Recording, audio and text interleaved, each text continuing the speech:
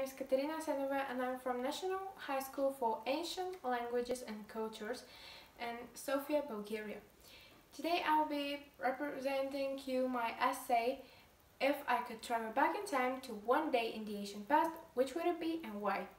If I could travel back in time to one day in the ancient past, I would certainly choose that day in 431 BC when the play Medea was performed for the first time.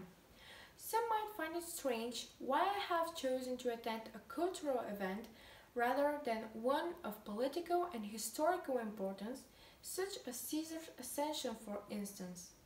But it is because I believe in the power of performing arts, as is the theater.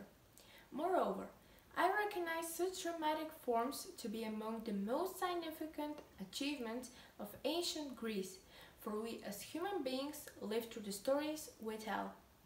One of the reasons for me to choose the part of a spectator is the unique opportunity for me to observe the audience's reaction with an utmost pleasure, there at the grandstands of the Theatre of Dionysus in Athens, where everyone is awaiting the choice to come on the stage.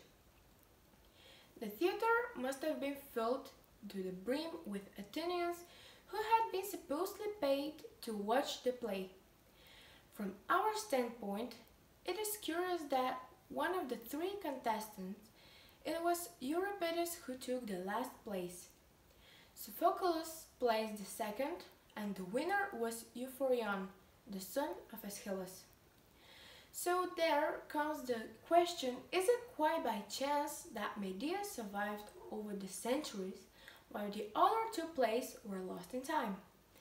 How much better should they have been to be able to outrank Medea in that contest? So for me, to be able to watch them is another reason why I would like to experience that event. True, hardly could be there a person who has not heard of Medea, the mother who murdered her own children in a fit of senseless jealousy driven by a lovelorn revenge. In the play's traditional version though, the children were actually killed by the Corinthians. Euripides altered the story and turned it into what we know today, sensational and scandalous as it is. Legend has it that he did it after an act of bribery on behalf of the Corinthians, who gave him 5 talents so that he restored their reputation. This makes me wonder how much the ancient Greeks must have been believed in the social impact of drama. Undoubtedly, Medea divided the public opinion even in that period of human civilization marked by violence and bloodshed. Besides maternal love, it is also the strongest primal maternal instinct that was neglected. Furthermore, all moral values lose their importance before the helplessness of unrequited love and thirst for revenge. In fact, Medea's tragic story of devastating love and self-destructive passion is an everlasting one which has affected the minds of the people of all times. Overall, Euripides' tragedy is focused on a wife's desire to revenge on her husband for his infidelity. Medea and Jason make acquaintance during their search of the golden fleece. They fell in love, they marry and have children. After a time, Jason decides that he'd be happier in a marriage of convenience. Blinded by splendor and opulence, he marries the king's daughter Glauce, convinced that material wealth is the most important. Enraged, Medea decides to get revenge for the adultery by killing King Creon and Glauce in the most cunning way. She poisons the clothes of Jason's new spouse and her father, killing them in the cruelest manner possible. Her thirst for retribution not yet satisfied, she then proceeds to take even her own children's lives. However, there's still more tragedy to come. Desperate and broken by his king's fate, Jason commits suicide. As a result, the play causes one to succumb to overwhelming controversial thoughts. On the one hand, Medea's wrath is completely justified, but on the other, her acts of cruelty trespass all acceptable behavior. That is exactly why I would like to go back to that ancient day and see the reaction of an audience experiencing this dilemma for the first time. It will be interesting to speculate on the reaction of the audience on that performance in the play in the year 431 BC. It is a fact that the ancient Greeks were exceptional and merciless warriors, so they were probably used to death. After all, men were brought up to believe that in the battlefield there's no room for second thoughts or mercy for the enemy. In times of war, humanity gives way. But what happens to it in time of peace? If we place the whole story in the context of real everyday life. Moreover, people's entertainment back then often revolved around the battle arena, where senseless death was regarded as something normal. Let's go back to Medea then. For a brief moment, a vague maternal instinct comes over her and tries to stop her from hurting the children, but jealousy prevails, blurring her mind and everything human about her. Blinded by a ferocious thirst for revenge that cancels all her human and maternal impulses, she takes her children's lives, convinced that by taking away what is dearest to both her and Jason, she will inflict upon him with that very same pain he caused, deprive him of love. I think that Medea's tragedy is an all-time moral dilemma, regardless of the cultural or temporal differences. Despite the prevailing violent nature of that period, I suspect that the audience should have been shocked by what is happening on the stage.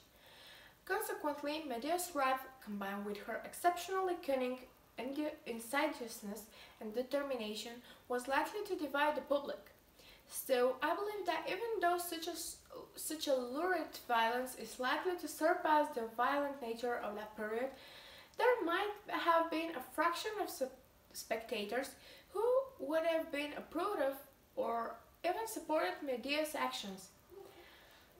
From the point of view of a person living in the 21st century, I consider those individuals devoid of the emotions of having a child, loving and being loved.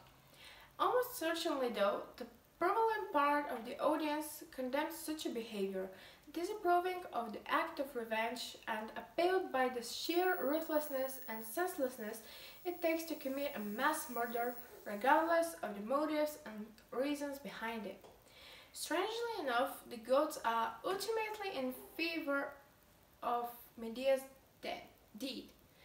Thus Helios, the god of the sun, who descends in a chariot to take Medea to Athens, bears witness with the fact that her acts have been approved by the ancient Greek deities. Yet my human nature prohibits me from analyzing God's decisions. What we know about Medea is that in the end, due to her crime, she sheds her bond with Jason, with the world, and every little remnant of her humanity.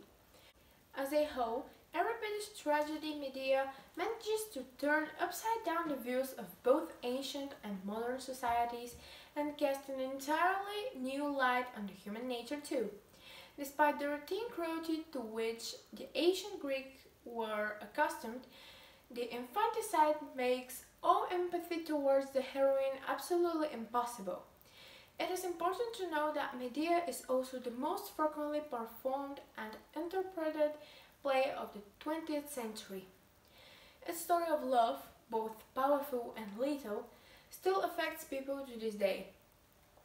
A number of great interpretations stand as a testament to its legacy. In the second half of 20th century, there were French, English and Italian adaptations of the story. Most notably though, the play had a far-reaching impact on other cultures worldwide. For example, the Japanese director Shozo Sato presented a blend of kabuki and Greek theater, the play being none other than Medea. As you can see for yourself, Medea affects its audience regardless of the age or form in which it is presented. This is why I would like to be present on the momentous occasion in Antiquity, when this tremendous work began its long and potentially even eternal voyage through time.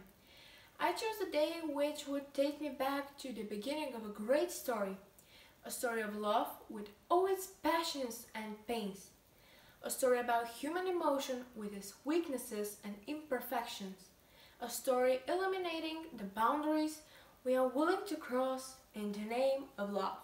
Thank you for the attention. I hope we see each other soon. Goodbye.